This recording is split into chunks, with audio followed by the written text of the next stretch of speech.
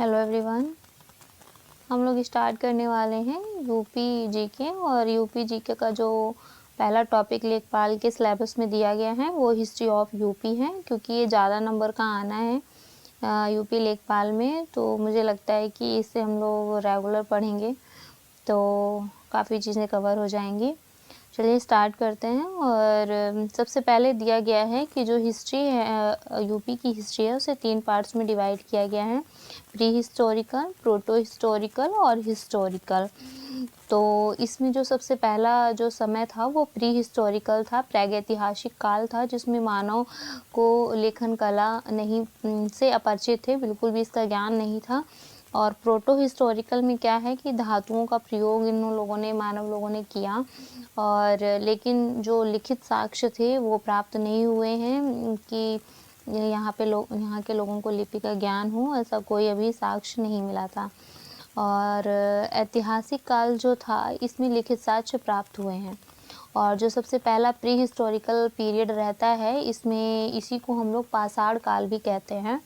और पाषाण काल मतलब प्री हिस्टोरिकल पीरियड जो था इसकी शुरुआत हुई थी 1863 में। इसकी शुरुआत हुई थी 1863 में।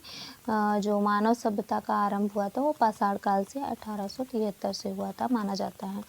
और इसके बाद इसको भी, पाषाण काल को भी 3 पार्ट्स में डिवाइड किया गया है, पूरा पाषाण काल, मध्य पाषाण काल और नव पाषाण काल।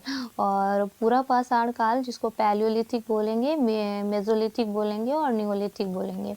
तो सबसे पहले पढ़ते हैं पैलियोलिथिक। इसमें क्या होता है, इसमें जो यूपी इससे संबंधित चीज़ें हैं वही पढ़ेंगे। जैसे प्रयागराज, इसके जो साक्ष्य मिलते हैं वो प्रयागराज की बेलन घाटी से मिलते हैं।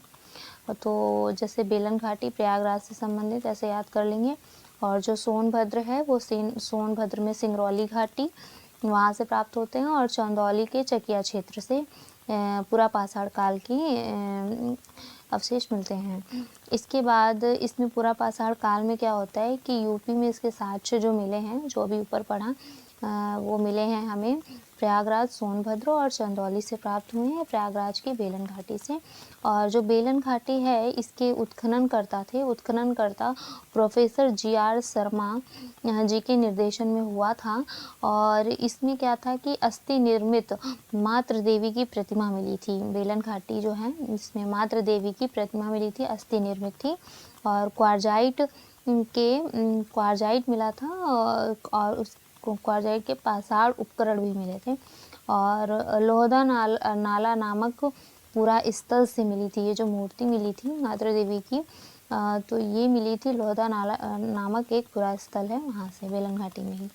इसके बाद यहाँ पे क्या था कि जो आग, कृषि कार्य, गृह निर्माण आदि का ज्ञान भी लोगों को नहीं था, यहाँ के लोगों को। और लेकिन ये पशुपालन से परिचित थे बेलन घाटी के लोग।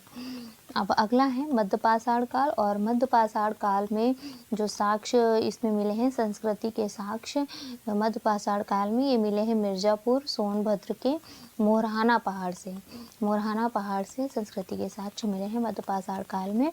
और इसमें कुछ प्रमुख स्थल हैं, उनको देख लेते हैं। जैसे सरायनहार, महादहा और दमदमा, ये जो तीनों क्षेत्र हैं, ये तीनों ही क्षेत्र प्रतापगढ़ में पड़ते हैं।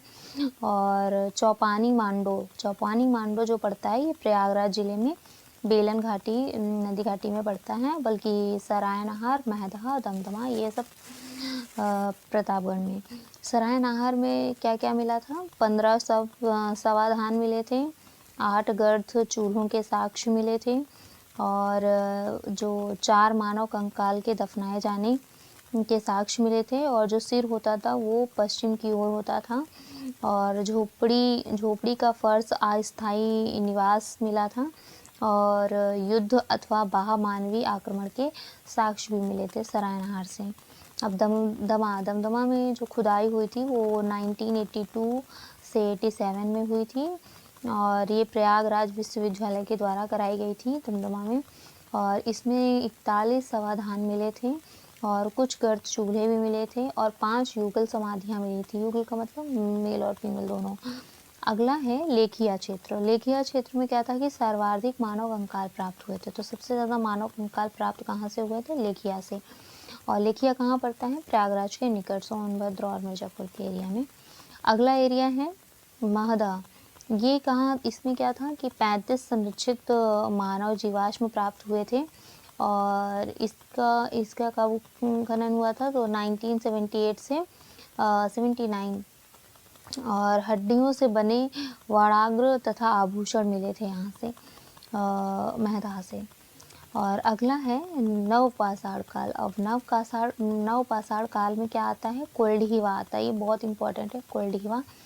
यहाँ से हमें मिला था चावल के प्राचीनतम साक्ष्य कहाँ से मिले थे? कोल्डीवा से मिले थे। मेहगड़ा से मिले थे अस्थि और पशुवाड़े का साक्ष्य मिला था। और पंचो, ये तीनों जो हैं ये प्रयागराज की बेलन घाटी में बढ़ते हैं। इसके बाद लहुरा देव से मिले थे कृषि के प्राचीनतम साक्ष्य। तो कृषि के साक्ष्य पूछे जाएंगे तो लहुरा देव से। चावल के प्राचीनतम साक्ष्य कोल्डीवा से।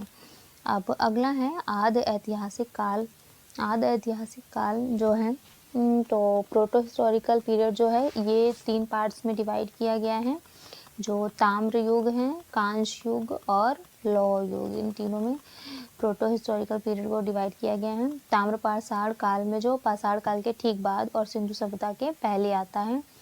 और इसमें क्या होता है? संस्कृति को ताम्र पाषाण काल संस्कृति कहा जाता है। ये हो गया।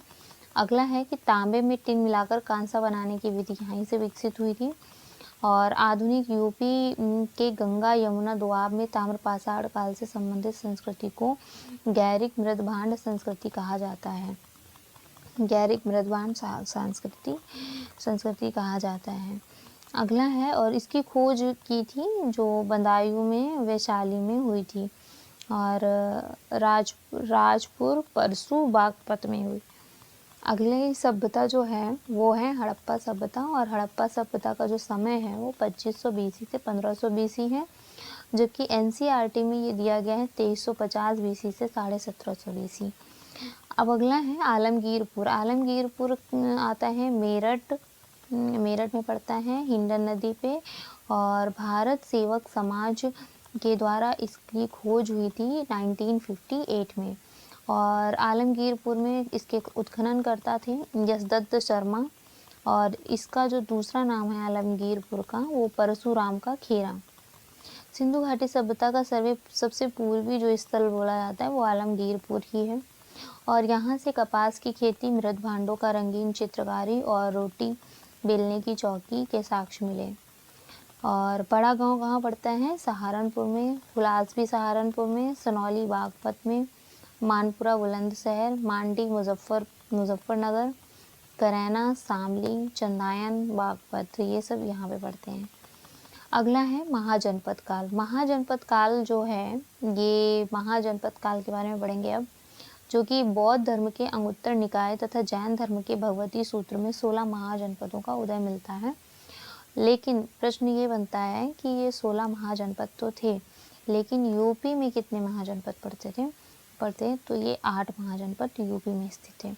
जैसे सबसे पहला है पांचाल महाजनपद जो था, इसकी राजधानी थी अहिच्छद्र, जो कि बरेली में है। अहिच्छद्र और काम्पिल पंचाल महाजनपद की राजधानी है, और काम्पिल फर्रुखाबाद में और आक्षेत्र बरेली में। और इसका विस्तार बरेली, बदायूं, फर्रुखाबाद के आसपास का है। अगला महाजनपद है कुरु। और कुरु की राजधानी इंद्रप्रस्थ, जो कि दिल्ली में पड़ता है। दिल्ली इसकी राजधानी, मतलब कुरु की राजधानी इंद्रप्रस्थ। और ये पड़ता है, ये जो विस्तार है इसका वो मेरठ, दिल्ली, हरियाणा के आसपास का। अब अगला है महाजनपद वत्स की राजधानी कौशाम्बी, जो कि प्रयागराज में पड़ता है। प्रयागराज के आसपास का क्षेत्र है। अगला है सूरसेन महाजनपद की राजधानी मथुरा के आसपास का क्षेत्र हो गया। अगला महाजनपद है कौशल की राजधानी श्रावस्ती, साकेत, जो कि अयोध्या के आसपास पड़ता है। और अगला है मल की राजधानी कुशीनगर देवरिया के आसपास वाला क्षेत्र। और काशी की राजधानी वाराणसी। और अगला लास्ट है चेदी की जो राजधानी थी वो सोतिवती, मतलब बांदा के आसपास पड़ता है, सोतिवती। और ये बांदा के आसपास का क्षेत्र हो गया। एक बार फिर से देख लेते हैं 8 के नाम। 8 महाजनपद थे, इनकी राजधानी पूछी जा सकती है कि इस जनपद का इस जनपद की राजधानी क्या थी? तो पांचाल की आहिच्छद्र और काम्पिल्य थी, कुरु की इंद्रप्रस्थ, वत्स की कौशाम्बी, सूरसेन की मथुरा, कौशल की श्रावस्ती साकेत और मल्ल की कुशीनगर, काशी की वाराणसी, चेदी की सोथिवती, मतलब जो कि बांदा है। चलिए, तो यहाँ तक हम लोगों ने महाजनपद कंप्लीट कर लिए हैं और धीरे धीरे हम लोग इसे आगे कंप्लीट करेंगे और तब तक के लिए बाय बाय।